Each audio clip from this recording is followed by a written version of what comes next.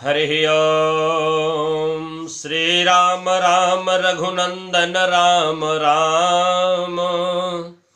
श्री राम राम भरताग्रज राम राम। श्री राम राम रणकर कस राम राम। श्री राम राम शरणं भव राम राम।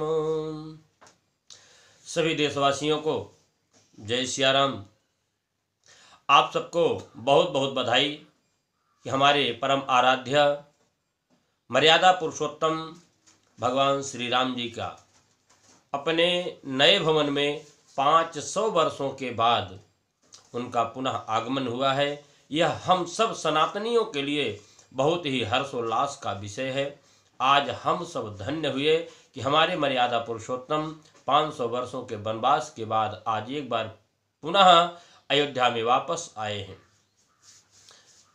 हमें उसी परंपरा को, उन्हीं के द्वारा बनाए गए आदर्शों का पालन करते हुए हमें नित्य प्रति आगे बढ़ना चाहिए।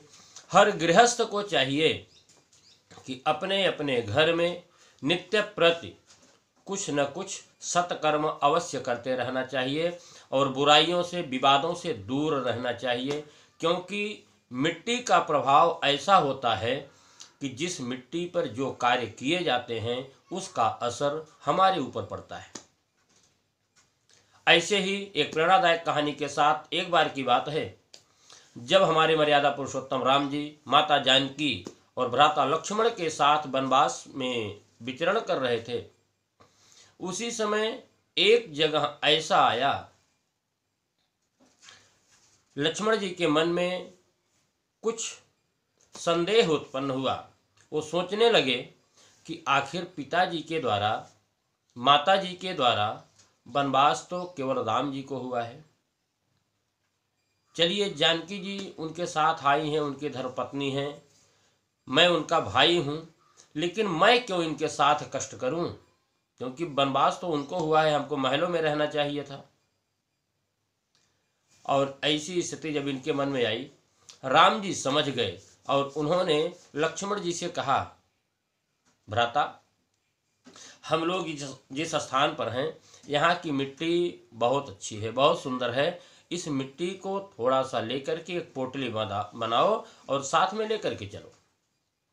अब लक्ष्मण जी बड़े भैया की बात को मान करके एक मिट्टी थोड़ी सी उठाए, पोटली बनाई और अपने पास रख लिए और उस जगह से आगे बढ़ गए। जब तक वह मिट्टी इनके पास है तब तक यही विचार इनके मन में आ रहा है कि आखिर इनके साथ मैं क्यों परेशान हूँ, मुझे महलों में रहना चाहिए था, मुझे जंगल में कष्ट नहीं करना चाहिए था। रात में जब सोते, आराम करते, तो उस पोटली को उतार करके अलग रख देते और लेट जाते। उस समय इनके मन में पुनः राम जानकी के प्रति श्रद्धा, विश्वास, स्नेह उमड़ पड़ता और सुबह जब उस पोटली को अपने पास रख लेते, फिर से वही स्थिति, दुर्भावना आ जाती मन में। 2-3 दिन बीता, अब इनसे रहा नहीं गया। तुरंत राम जी से इसका कारण पूछते हैं कि भैया ऐसा क्यों होता है कि इस पोटली को जब मैं अपने पास रखता हूँ तो हमारे मन में दुर्भावना आती है और जब इसको मैं अलग रख देता हूँ तो पुनः हमारा मन आपके प्रति प्यार स्नेह से भर जाता है, ऐसा क्यों? तब राम जी ने एक कहानी बताई। कहा, लक्ष्मण, यह जो मिट्टी तुम लिए हो ना, यह इसी मिट्टी का प्रभाव है। इस मिट्टी में दुर्भावना बसी हुई है। कहा, प्रभु, इस मिट्टी में ऐसा क्या है? तब राम जी बताते हैं, एक बार की बात है, सुंद और असुंद नाम के 2 असुर, एक बार ये दोनों भाई ब्रह्मा जी की तपस्या करके ब्रह्मा जी को प्रसन्न करते हैं और उनसे वरदान मांगते हैं कि प्रभु, मुझे आप ऐसा वरदान दें कि हम दोनों की मृत्यु आपसी विरोध से हो। ब्रह्मा जी ने कह दिया और तथास्तु कह करके उनको आशीर्वाद दे दिया। अब ये दोनों खूब प्रसन्न हुए कि अब तो ब्रह्मा जी का वरदान हमको मिल ही गया है और हम दोनों में इतना ज़्यादा प्रेम है कि कभी विद्रोह हो ही नहीं सकता है, इसलिए अब हम लोग अमर हैं। अपने आप को अमर समझ करके अब ये देवताओं को सताना शुरू किए। जब देवता परेशान हुए तो पितामह ब्रह्मा जी के शरण में गए तो ब्रह्मा जी ने एक तिलोत्तमा नाम की अप्सरा को भेजा, और वह तिलोत्तमा नाम की अप्सरा इतनी सुंदर थी कि उसकी सुंदरता को देख करके दोनों भाई मोहित हो गए। अब दोनों तू मेरी करके उसको अपनी तरफ आकर्षित करने लगे। तिलोत्तमा ने कहा, देखो मैं दो के साथ विवाह कर नहीं सकती, एक के साथ करूंगी, लेकिन मैं चुनूंगी केवल विजेता को। तुम दोनों में जो जीतेगा वही मेरा वरण करेगा।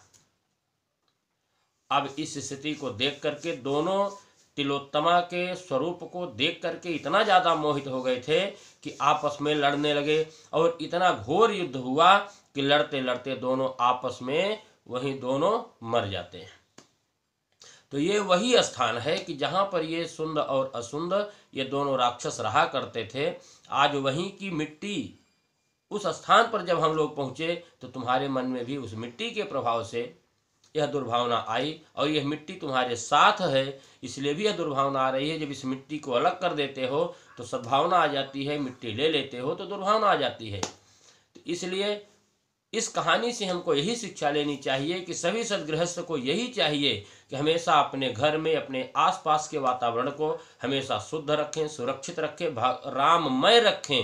क्योंकि अगर हम राममय रखेंगे तो राम से प्रेरणा लेकर के हमारा जीवन एक मर्यादा पुरुषोत्तम की तरह हो जाएगा, और हम हमेशा धर्म के मार्ग पर आगे बढ़ते रहेंगे।